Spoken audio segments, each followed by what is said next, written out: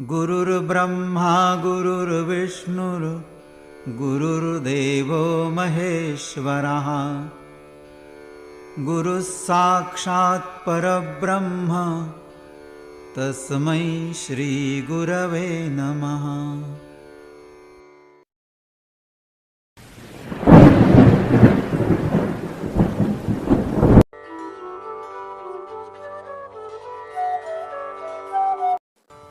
आज की शुरुआत गुरुदेव श्री श्री रविशंकर जी के इन अनमोल वचनों के साथ।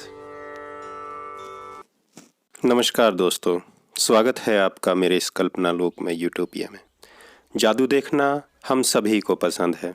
चलिए जादू से आज अपना रूप, अपनी अवस्था बदलता हूँ, जो आज से आपके साथ रहेगा इस सीखने सिखाने की प्रक्रिया में।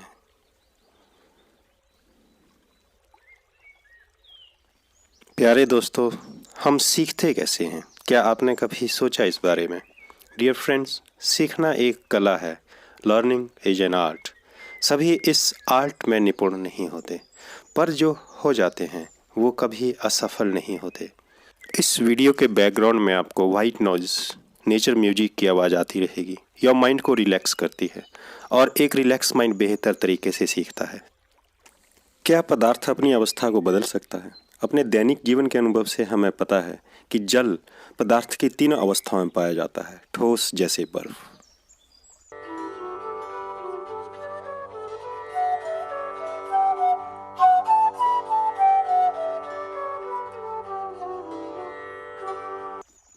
द्रव जैसे जल,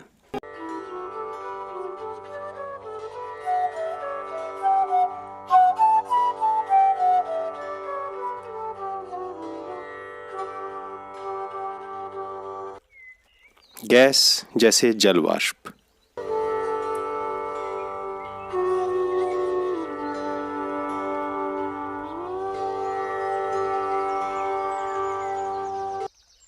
दोस्तों अपनी एकाग्रता इन दो प्रश्नों पर केंद्रित कीजिए और वीडियो रोककर अपने आप से ये सवाल पूछिए और जवाब सोचिए।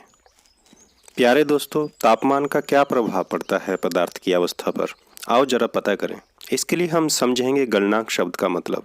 आइए एक प्रयोग करें। इस प्रयोग को करने के लिए हमें किन किन वस्तुओं की आवश्यकता है ये चित्र देखकर समझ ही गए होंगे। इस पूरे सेटअप को ऊष्मा प्रदान कीजिए या धूप में रखिए। जब बर्फ पिघलने लगे तो तापमान नोट कर लें। ठोस से द्रव अवस्था में होने वाले परिवर्तनों को नोट करें।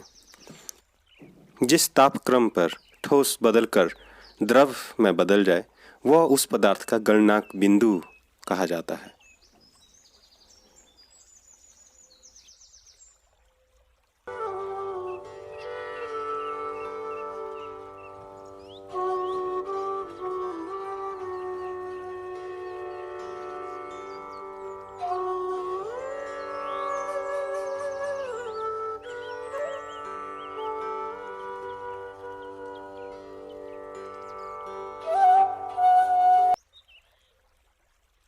आइए बात करें क्वथनांक की।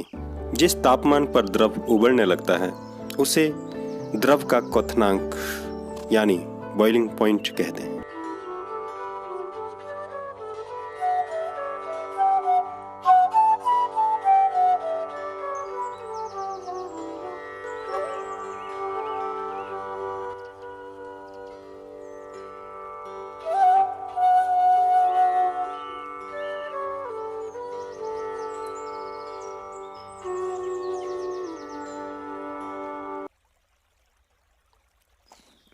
ऐसे कौन से पदार्थ हैं जो ठोस से सीधे गैस में और गैस से सीधे ठोस में बदल जाते हैं, तथा उदरपातन क्या होता है? आइए इन प्रश्नों का उत्तर खोजें। थोड़ा सा कपूर या अमोनियम क्लोराइड चाइना डिश में लें। एक कीप को उल्टा करके इस प्याली के ऊपर रखें। इस कीप के सिरे को हमने रुई से ढक दिया है ताकि गैस बाहर ना निकले। धीरे धीरे गर्म करने पर हम देखेंगे कि ठोस पदार्थ सीधे गैस में परिवर्तित हो रहा है और गैस कीप की दीवारों पर सीधे ठोस रूप में जम रही है। इससे हमने क्या सीखा? अतः हम यह कह सकते हैं कि तापमान बदलकर हम पदार्थ को एक अवस्था से दूसरी अवस्था में बदल सकते हैं।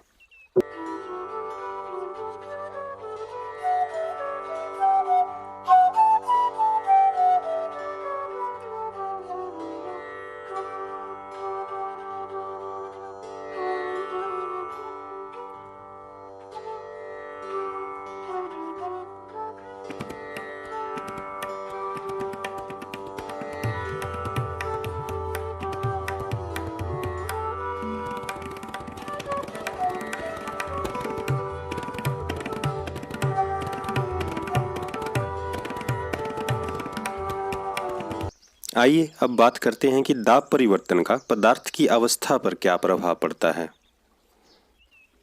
गैस को उच्च दाब पर जब सिलेंडर में भरा जाता है तो उसके कण नज़दीक आ जाते हैं और वह द्रव में परिवर्तित हो जाता है। आइए गैस फिलिंग प्रोसेस को देखें।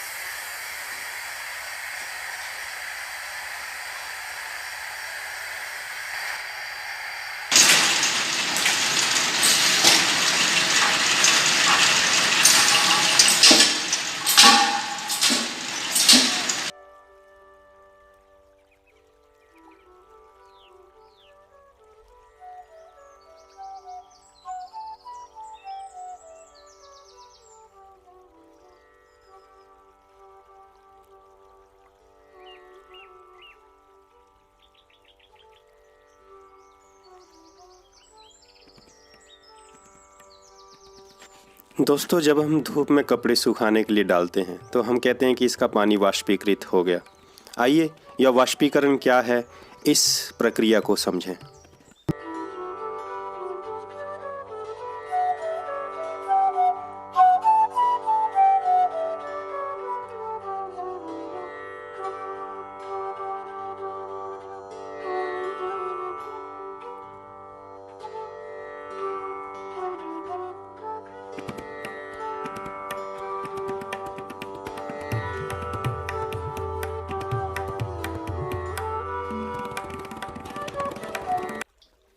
क्वथनांक से कम तापमान पर द्रव के वाष्प में परिवर्तित होने की प्रक्रिया को वाष्पीकरण कहते हैं।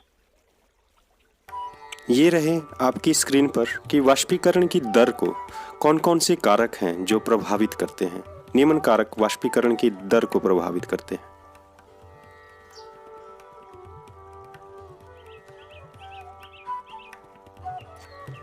वाष्पीकरण के कारण शीतलता क्यों उत्पन्न होती है? वाष्पीकरण के दौरान कम हुई ऊर्जा को पुनः प्राप्त करने के लिए द्रव के कण अपने आसपास से ऊर्जा अवशोषित कर लेते हैं। इस तरह आसपास से ऊर्जा के अवशोषित होने के कारण शीतलता हो जाती है। यह रहा आपका आज का होमवर्क। इसके साथ ही अपनी पाठ्य पुस्तक के प्रश्नों के उत्तर ढूंढने की कोशिश भी कीजिए। वो आपकी समझ बढ़ाने में सहायक होंगे और आपके सेल्फ इवैल्यूएशन में भी आपकी मदद करेंगे, जो सीखने के लिए बहुत जरूरी है।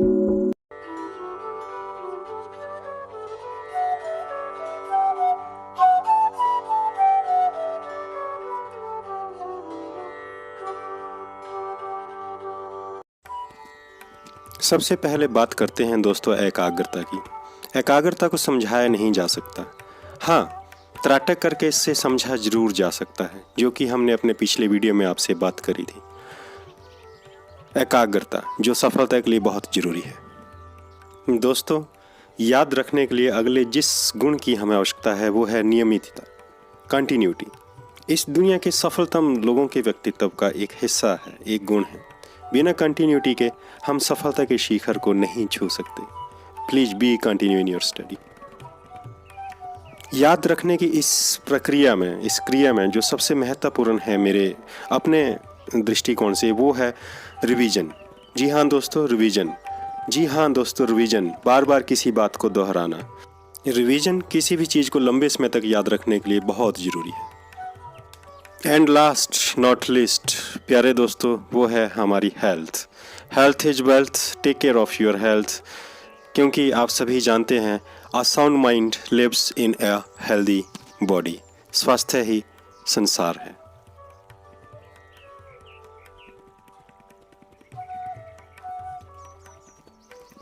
अभी अभी मैंने कहा कि भी दोहराना बहुत ज़रूरी है। हम पढ़े हुए को क्यों दोहराएं, इसके पीछे क्या वैज्ञानिक कारण है, अगले एपिसोड में इस बात को समझेंगे। और सिस्टमेटिक तरीके से हम रिवीजन कैसे करें कि कंटेंट हमारे दिमाग में, हमारे ब्रेन में लंबे समय तक बना रहे। देखना ना भूलें अगला एपिसोड। तब तक के लिए स्टे होम, स्टे सेफ।